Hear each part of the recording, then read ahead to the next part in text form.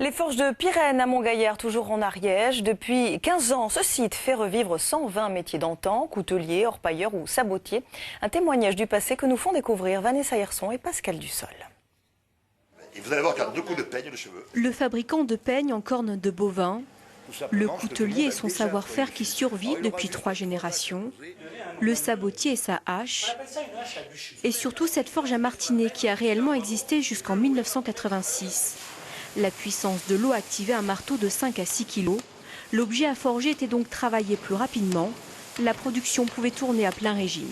On fabriquait essentiellement ici des outils à usage agricole. C'était ce qu'on appelle une taillanderie. Objet taillant, voilà, donc des bêches, des râteaux, des outils qui étaient destinés après au grand public ou alors qui étaient revendus après par la suite dans des coopératives. Voilà. Donc on fabriquait les pièces. On pouvait aussi en fabriquer certaines, arriver à une certaine étape, les envoyer chez des forgerons de village qui, eux, après les terminaient, puisque dans chaque région avait son modèle, son outil. Donc c'était ici on faisait le plus gros, on va dire, et tout était fini, terminé, après dans les forges de village.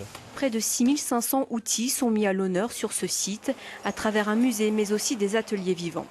Alors la particularité de ce site, en fait, et son parti pris, c'est de donner vie en fait aux vieux métiers, aux vieilles traditions qui sont pour certaines éteintes dans nos régions. Et l'idée, en fait, c'est d'être vraiment un musée vivant, de pas juste d'être dans le montrer, mais de donner à voir les savoir-faire. Grâce à ces passionnés, les métiers d'autrefois et les gestes qui ont marqué le quotidien de nos aïeux continuent de subsister.